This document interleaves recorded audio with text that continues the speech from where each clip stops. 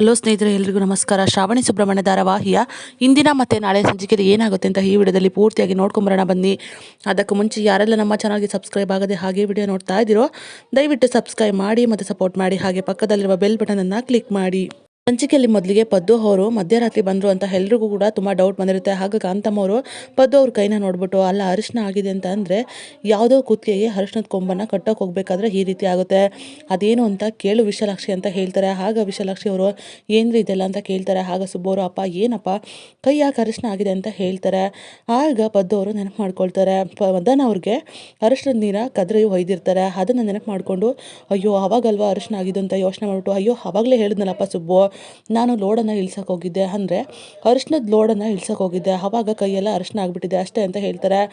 ಆಗ ವಿಶಾಲಾಕ್ಷಿ ಅವರು ನೋಡು ಕೆಲಸ ಮಾಡಿ ಬಂದಿರೋ ಅಂಥ ಗಂಡನ ನಿಲ್ಸೇನೆ ಪ್ರಶ್ನೆ ಕೇಳ್ತಾ ಇದ್ದೀನಿ ರೀ, ಬರ್ರಿ ದಯವಿಟ್ಟು ನನ್ನ ಕ್ಷಮಿಸ್ಬಿಡಿ, ಈ ಥರ ಮಾಡಿದ್ದಕ್ಕೆ ಬಂದು ಊಟ ಮಾಡಿ ಬನ್ನಿ ಅಂತ ಹೇಳ್ತಾರೆ.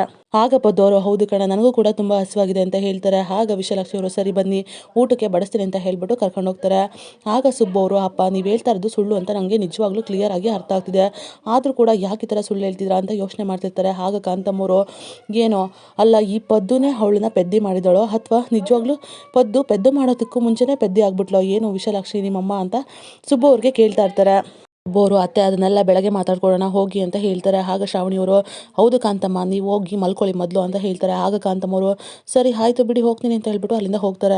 ಈ ಕಡೆ ನೆಕ್ಸ್ಟ್ ಡೇ ಮಾರ್ನಿಂಗು ವೀರು ಅವರು ನಂದಿನಿ ಅವ್ರ ಬಗ್ಗೆ ಯೋಚನೆ ಮಾಡಿಕೊಂಡು ನಂದಿನಿ ಅವ್ರಿಗೆ ಗುಡ್ ಮಾರ್ನಿಂಗ್ ಅಂತ ಮೆಸೇಜ್ ಮಾಡ್ತಾರೆ. ಆಗ ನಂದಿನಿ ಅವರು ಕೂಡ ನೆಟ್ವರ್ಕ್ ಸಿಗೋ ಜಾಗಕ್ಕೆ ಬಂದಿರ್ತಾರೆ.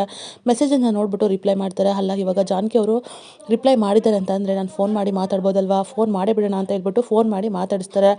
ಆಗ ನಂದಿನಿ ಅವರು ಹೇಳಿ ವೀರು ಅಂತ ಕೇಳ್ತಾರೆ. ಆಗ ವೀರು ಅವರು ಜಾನಕಿ ಅವರೇ ನಾನು ನಿಜವಾಗ್ಲೂ ನೀವು ಫೋನ್ ರಿಸೀವ್ ಮಾಡೋದಕ್ಕೆ ತುಂಬಾ ಖುಷಿ ಪಡ್ತಾ ಇದ್ದೀನಿ ಅಂತ ಹೇಳ್ತಾರೆ. ಹೇಗಿದ್ದೀರಾ ಅಂತ ನಂದಿನಿ ಅವ್ರು ಕೇಳಿದ್ರೆ ಈಗಿನ ಪರಿಸ್ಥಿತಿಗೆ ಹೇಗಿದ್ದೀನಿ ಅಂತ ಹೇಳಿ ನಾನು ಚೆನ್ನಾಗಿದ್ದೀನಿ ಅಂತಲೇ ಹೇಳ್ತೀನಿ ಬಿಡಿ ಅಂತ ಹೇಳ್ತಾರೆ. ಆಗ ನಂದಿನಿ ಅವರು ಅಲ್ಲ ವೀರು ಅವರೇ ನೀವು ಹೇಗಿದ್ದೀರಾ, ಇವಾಗ ಆರೋಗ್ಯ ಎಲ್ಲ ಚೆನ್ನಾಗಿದೆ ತಾನೇ, ಸುಧಾರಿಸಿದೆ ಅಲ್ವಾ ಅಂತ ಹೇಳ್ತಾರೆ. ಹೌದು ಆರೋಗ್ಯದ ವಿಷಯದಲ್ಲಿ ಚೆನ್ನಾಗೇ ಇದ್ದೀನಿ, ದೈಹಿಕವಾಗಿ ನಾನು ಚೆನ್ನಾಗೇ ಇದ್ದೀನಿ, ಆದರೆ ಮಾನಸಿಕವಾಗಿ ನನಗೆ ತುಂಬ ಕಷ್ಟ ಆಗ್ತಿತ್ತು. ನಿನ್ನೆ ಅಂತೂ ತುಂಬಾ ಕಳವಳ, ಮನಸ್ಸಿಗೆ ತುಂಬ ಕಷ್ಟ, ಏನು ಅಂತಲೇ ಗೊತ್ತಾಗ್ತಿಲ್ಲ, ಏನೋ ಒಂಥರ ಗೊಂದಲ ಈ ಥರ ಎಲ್ಲ ಆಗ್ತಾ ಇತ್ತು ಅಂತ ಹೇಳ್ತಾರೆ. ಆಗ ನಂದಿನಿ ಅವರು ನೋಡಿ ವೀರು ಅವರೇ ಈ ಥರ ಎಲ್ಲ ಆಗುತ್ತೆ ಅಂತಂದರೆ ಇದೆಲ್ಲ ಸಾಮಾನ್ಯ, ಆದರೆ ನಮಗೆ ಹತ್ತಿರವಾದವರು ಯಾರಾದರೂ ತುಂಬ ಕಷ್ಟದಲ್ಲಿದ್ದರೆ ಮಾತ್ರ ಈ ರೀತಿ ಎಲ್ಲ ಆಗುತ್ತೆ. ನನಗೂ ಕೂಡ ನಿನ್ನೆ ತುಂಬ ಸಮಸ್ಯೆ ಇತ್ತು, ತುಂಬ ಕಷ್ಟ ಇತ್ತು, ನಿಜವಾಗ್ಲೂ ತುಂಬಾ ಗೊಂದಲ ಆಯಿತು ಗೊತ್ತಾ ಅಂತ ಹೇಳ್ತಾರೆ. ಆಗ ವೀರು ಅವರು ಅಲ್ಲ ಈ ರೀತಿ ಜಾನಕಿ ಅವ್ರು ಹೇಳ್ತಿದ್ದಾರೆ ಅಂತ ಅಂದರೆ ನಿಜವಾಗ್ಲೂ ನನ್ನ ಹತ್ರದವ್ರಿಗೆ ಏನೋ ತೊಂದರೆ ಆಗಿರುತ್ತೆ, ಅಂದರೆ ಸುಬ್ಬು ಮನೆಯವರು ಕೂಡ ಆರಾಮಾಗಿದ್ದಾರೆ, ಮತ್ತು ಯಾರಿಗೆ ತೊಂದರೆ ಆಗಿರೋಕ್ಕೆ ಸಾಧ್ಯ, ಅಂದರೆ ಜಾನಕಿ ಅವ್ರಿಗೂ ಈ ಥರ ತೊಂದರೆ ಆಗಿರ್ಬೋದಾ, ಇವರು ನನ್ನ ಹತ್ರದವ್ರು ಆಗಿರೋದಕ್ಕೆ ಈ ರೀತಿ ಅನಿಸಿರ್ಬೋದಾ ಅಂತ ವೀರು ಅವರು ಯೋಚನೆ ಮಾಡ್ತಿರ್ತಾರೆ. ಆಗ ನಂದಿನಿ ಅವರು ಅಲ್ಲ ವೀರು ಅವರೇ ಏನು ಯೋಚನೆ ಮಾಡ್ತಿದ್ದೀರಾ, ಏನಾಯಿತು ಅಂತ ಕೇಳ್ತಾರೆ. ಏನಿಲ್ಲ ಜಾನಕಿ ಅವರೇ ನೀವು ಹೇಳಿದ ಮಾತನ್ನು ಕೇಳಿ ಯೋಚನೆ ಮಾಡಿದ್ಮೇಲೆ ಭಾರ ಆಗಿದ್ದಂಥ ಮನಸ್ಸು ಸ್ವಲ್ಪ ಹಗುರ ಅಂತ ಅನ್ನಿಸ್ತಾ ಇದೆ ಅಂತ ಹೇಳ್ತಾರೆ. ಆಗ ನಂದಿನಿ ಅವರು ಅಲ್ಲ ವೀರು ಅವರೇ ನಾಳೆ ನಿಮ್ಮ ಹುಟ್ಟು ಹಬ್ಬ ಅಲ್ವಾ ಅಂತ ಹೇಳ್ತಾರೆ. ಅಲ್ಲ ಏನು ಜಾನಕಿ ಅವರೇ ಈ ರೀತಿ ಹೇಳ್ತಾ ಇದ್ದೀರಾ, ನನ್ನ ಹುಟ್ಟು ಹಬ್ಬ ನಿಮಗೆ ಗೊತ್ತು ಅಂತ ಕೇಳ್ತಾ ಇರ್ತಾರೆ. ಈ ಕಡೆ ಸುಬ್ಬು ಅವರು ಹೊರಗಡೆ ನಿಂತ್ಕೊಂಡು ಅಲ್ಲ ನಂದಿನಿ ಅಮ್ಮವರು ಎಲ್ಲಿರ್ಬೋದು, ಎಷ್ಟು ಹುಡುಕಿದ್ರು ಕೂಡ ಸಿಗ್ತಾ ಇಲ್ಲ, ಅವ್ರು ಹೇಗಿದ್ದಾರೋ ಏನು ಮಾಡ್ತಾರೋ ಏನೋ ಗೊತ್ತಾಗ್ತಿಲ್ವಲ್ಲ ಅಂತ ತುಂಬಾ ಟೆನ್ಷನ್ ಮಾಡಿಕೊಂಡು ಅದ್ರ ಬಗ್ಗೆನೇ ಯೋಚನೆ ಮಾಡ್ತಿರ್ತಾರೆ. ಅಷ್ಟರಲ್ಲಿ ಪದ್ದು ಅವ್ರಿಗೆ ನಂದಿನಿ ಅವರು ಫೋನ್ ಮಾಡಿಬಿಟ್ಟು ಪದ್ದು ಸ್ವಲ್ಪ ಗೋಧಿ ಹಿಟ್ಟು ಮತ್ತು ರಾಗಿ ಹಿಟ್ಟನ್ನು ತೊಗೊಂಡು ಬಾ ಅಂತ ಹೇಳ್ತಾರೆ. ಆಗ ಪದ್ದು ಅವರು ಸರಿ ಆಯಿತು ಅಂತ ಹೇಳಿ ನಂದಿನಿ ಅವ್ರಿಗೆ ಏನೆಲ್ಲ ಬೇಕೋ ಎಲ್ಲ ಥಿಂಗ್ಸ್ಗಳನ್ನು ತೊಗೊಂಡು ಬ್ಯಾಗಲ್ಲಿ ಇಟ್ಕೊಂಡು ಬರ್ತಾ ಇರ್ತಾರೆ. ಆಗ ಡೋರ್ ಹತ್ರ ಬಂದುಬಿಟ್ಟು ಯಾರಾದರೂ ಇದ್ದಾರಾ ಹೊರಗಡೆ ಏನು ಅಂತ ಸ್ವಲ್ಪ ಗಾಬರಿಯಲ್ಲಿ ಆ ಕಡೆ ಈ ಕಡೆ ನೋಡ್ತಾ ಬಾಗಿಲಲ್ಲಿ ಸ್ವಲ್ಪ ಸ್ಕಿಪ್ ಆಗಿಬಿಡ್ತಾರೆ. ಬಂದುಬಿಟ್ಟು ಬ್ಯಾಗಲ್ಲಿರೋ ವಸ್ತುಗಳೆಲ್ಲ ಕೆಳಗಡೆ ಚೆಲ್ಲಾಪಿಲ್ಲಿ ಆಗಿಬಿಡುತ್ತೆ. ಅಲ್ಲಿ ಸುಬ್ಬು ಕೂಡ ಇರ್ತಾರೆ. ಅಪ್ಪ ಏನಾಯ್ತಪ್ಪ ಯಾಕಪ್ಪ ಈ ಥರ ಎಲ್ಲ ಆಯಿತು ಅಂತ ಹೇಳ್ತಾರೆ. ಆಗ ಪದ್ದವರು ಅಯ್ಯೋ ಏನಿಲ್ಲ ಕಣೋ ಬಿಡೋ ನಾನೆಲ್ಲ ತಗೊಳ್ತೀನಿ ಅಂತ ಹೇಳ್ತಾರೆ. ಪರವಾಗಿಲ್ಲ ಅಪ್ಪ ಇಟ್ಕೊಳ್ಳಿ ಬ್ಯಾಗ್ನ ಅಂತ ಹೇಳ್ಬಿಟ್ಟು ಎಲ್ಲ ವಸ್ತುಗಳನ್ನು ಕೂಡ ಹಾಕ್ಕೊಡ್ತಾರೆ. ಎಲ್ಲ ವಸ್ತುಗಳ ಜೊತೆಗೆ ಅಕ್ಕಿನೂ ಕೂಡ ತುಂಬ ಚೆಲ್ಲೋಗಿರುತ್ತೆ. ಇರಿಯಪ್ಪ ನಾನು ಹೋಗಿ ಕವರ್ ತೊಗೊಂಬರ್ತೀನಿ ಅಂತ ಹೇಳ್ತಾರೆ. ಆಗ ಪದ್ದವರು ಅಯ್ಯೋ ಮಗನೇ ನಾನೇ ತೊಗೊಳ್ತೀನಿ ಬಿಡೋ ಅಂತ ಹೇಳ್ತಾರೆ.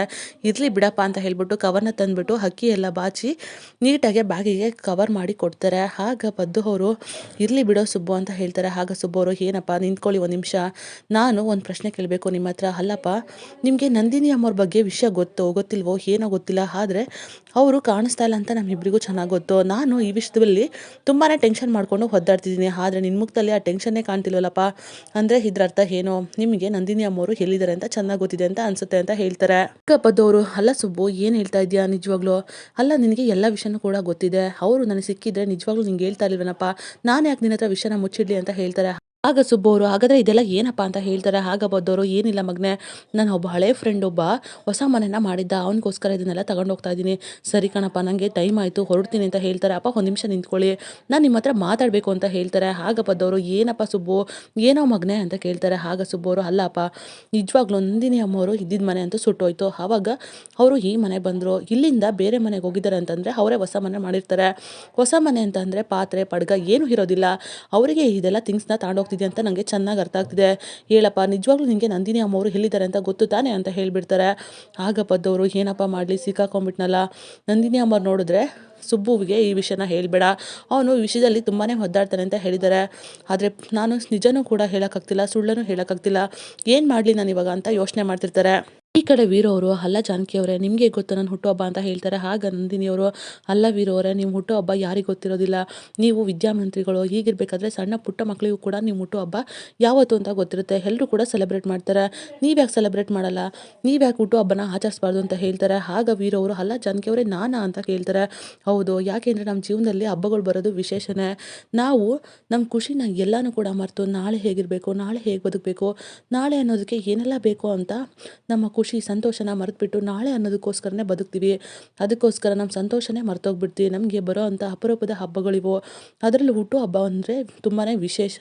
ನಾವು ಹುಟ್ಟಿರೋ ಅಂಥ ದಿನನ ಅಪ್ಪ ಅಮ್ಮ ಆಚರಣೆ ಮಾಡಿರ್ತಾರೆ, ಜೊತೆಗೆ ಹಬ್ಬ ಥರ ಆಚರಿಸಿರ್ತಾರೆ, ಖುಷಿ ಪಟ್ಟಿರ್ತಾರೆ. ಹೀಗಿರಬೇಕಾದ್ರೆ ನಾವು ಯಾಕೆ ಹುಟ್ಟು ಹಬ್ಬನ ಆಚರಿಸ್ಕೋಬಾರ್ದು. ನಮಗೆ ಇಷ್ಟ ಆಗಿರೋರು, ನಮಗೆ ಹತ್ತಿರವಾಗಿರೋರು ಎಲ್ಲರುಗಳ ಮಧ್ಯೆ ನಮ್ಮ ಸಂತೋಷನ ಹಂಚ್ಕೊಳ್ಳೋದ್ರಲ್ಲಿ ತಪ್ಪೇನಿದೆ ಅಂತ ಹೇಳ್ತಾರೆ. ಆಗ ವೀರವರು, ಹಂಗಂತೀರ ಜಾನಕಿ ಅವರೇ, ನೀವು ಹೇಳೋದ್ರಲ್ಲೂ ಒಂದು ಅರ್ಥ ಇದೆ. ನೀವು ಹೇಳಿದ ಮೇಲೆ ಖಂಡಿತವಾಗ್ಲೂ ನಾನು ಹುಟ್ಟು ಹಬ್ಬನ ಆಚರಿಸ್ಕೊಳ್ತೀನಿ. ನನಗೆ ಹತ್ರ ಆದವರು, ನನ್ನ ಸ್ನೇಹಿತರು ಎಲ್ಲರನ್ನೂ ಕೂಡ ಕರಿತೀನಿ, ಅವ್ರ ನಡುವೆ ನನ್ನ ಸಂತೋಷನ ಕೂಡ ಹಂಚ್ಕೊಳ್ತೀನಿ ಅಂತ ಹೇಳ್ತಾರೆ.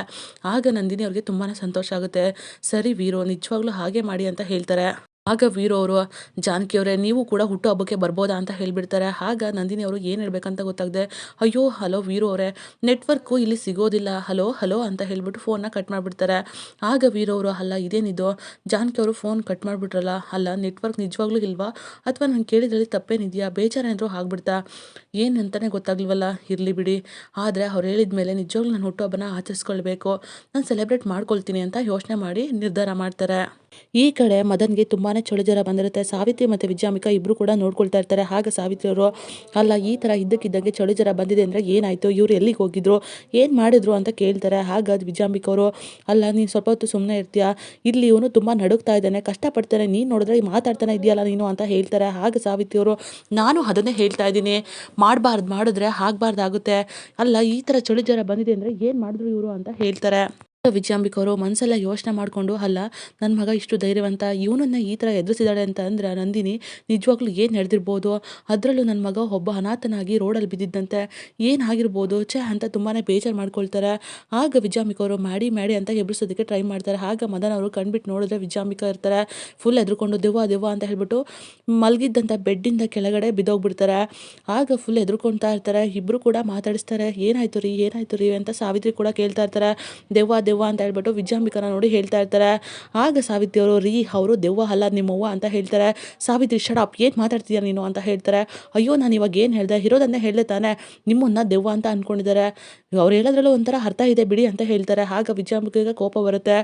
ಆಗ ವಿಜಯಾಂಬಿಕಾ ಅವರು, ನೋಡು ಸಾವಿತ್ರಿ, ಸುಮ್ಮನೆ ಇದ್ರೆ ಸರಿ ನೀನು, ದಯವಿಟ್ಟು ಅವನು ಏನೋ ನೋಡಿ ಹೆದರಿದ್ದಾನೆ, ಅದನ್ನೇ ನೆನಪು ಮಾಡಿಕೊಂಡು ಈ ರೀತಿ ಆಡ್ತಾನೆ ಅಷ್ಟೇ ಅಂತ ಹೇಳ್ತಾರೆ. ಈ ಕಡೆ ಸುಬ್ಬು ಮತ್ತು ಶ್ರಾವಣಿ ಅವರು ವೀರು ಅವ್ರ ಬರ್ತಡೇ ಬಗ್ಗೆನೇ ಯೋಚನೆ ಮಾಡ್ತಿರ್ತಾರೆ. ಆಗ ಶ್ರಾವಣಿ ಅವರು ಅಪ್ಪನ ಬರ್ತಡೇನ ತುಂಬ ಚೆನ್ನಾಗಿ ಸೆಲೆಬ್ರೇಟ್ ಮಾಡಬೇಕು ಅಂತ ಹೇಳ್ತಾರೆ. ಆಗ ಸುಬ್ಬು ಅವರು, ಅಲ್ಲ ಮೇಡಮ್, ನೀವೇನೋ ಹೀಗೆ ಹೇಳ್ತಾ ಇದ್ದೀರಾ, ಆದರೆ ಯಜಮಾನ್ರಿಗೆ ಇದೆಲ್ಲ ಇಷ್ಟ ಆಗಬೇಕಲ್ವಾ, ಆಡಂಬರ ಅಂತ ಅನ್ಸುತ್ತೇನೋ ಅಂತ ಹೇಳ್ತಾರೆ. ಆಗ ಶ್ರಾವಣಿ ಅವರು, ಅಲ್ಲ ಸುಬ್ಬು, ಬರ್ತಡೇನ ಆಚರಿಸೋದ್ರಲ್ಲಿ ತಪ್ಪೇನಿದೆ, ಅವರಿಗೆ ಖುಷಿಯಾಗೋ ರೀತಿ ನಾವೆಲ್ಲ ಅರೇಂಜ್ ಮಾಡಬೇಕು ಅಂತ ಹೇಳ್ತಾರೆ. ಈ ಕಡೆ ವೀರು ಅವರು ಸುರೇಂದ್ರ ಮತ್ತು ವಂದನಾ ಅವ್ರ ಹತ್ರ ಬಂದ್ಬಿಟ್ಟು, ನಾನು ನನ್ನ ಬರ್ತಡೇನ ಸೆಲೆಬ್ರೇಟ್ ಮಾಡ್ಕೊಳ್ತೀನಿ ಅಂತ ಹೇಳ್ತಾರೆ. ಆಗ ಅವ್ರು ಎಲ್ರಿಗೂ ಕೂಡ ತುಂಬಾ ಖುಷಿ ಆಗುತ್ತೆ. ದೇವರು ಬೇಡ್ಕೊಳ್ದೇ ಹೊರ ಕೊಟ್ಟಂಗಾಯ್ತು, ನಿಜವಾಗ್ಲೂ ಖುಷಿ ಆಗ್ತಿದೆ ಅಣ್ಣ ಅಂತ ಹೇಳ್ತಾರೆ. ಆಗ ಸುಬ್ಬುನೇ ಇದನ್ನೆಲ್ಲ ಮುಂದೆ ನಿಂತು ಮಾಡಬೇಕು ಅಂತ ಹೇಳ್ಬಿಟ್ಟು ವಂದನಾ ಅವರು ಕೂಡ ಹೇಳ್ತಾ ಇರ್ತಾರೆ. ಆಗ ವೀರು ಅವರು, ಸರಿ ಆಯಿತು, ನಾನು ಇವಾಗಲೇ ಫೋನ್ ಮಾಡಿ ಮನೆಯವ್ರಿಗೆ ವಿಷಯನ ತಿಳಿಸ್ತೀನಿ ಅಂತ ಹೇಳ್ಬಿಟ್ಟು ಸುಬ್ಬುಗೆ ಫೋನ್ ಮಾಡಿ, ನಾನು ನನ್ನ ಬರ್ತಡೇ ಸೆಲೆಬ್ರೇಟ್ ಮಾಡ್ಕೋಬೇಕು ಅಂತ ಅಂದ್ಕೊಳ್ತಾ ಇದ್ದೀನಿ ಅಂತ ಹೇಳ್ತಾರೆ. ಅದನ್ನು ಕೇಳ್ಬಿಟ್ಟು ಶ್ರಾವಣಿ ಮತ್ತು ಸುಬ್ಬುಗೆ ಫುಲ್ ಖುಷಿ ಆಗುತ್ತೆ, ಜೊತೆಗೆ ಶಾಕ್ ಕೂಡ ಆಗುತ್ತೆ.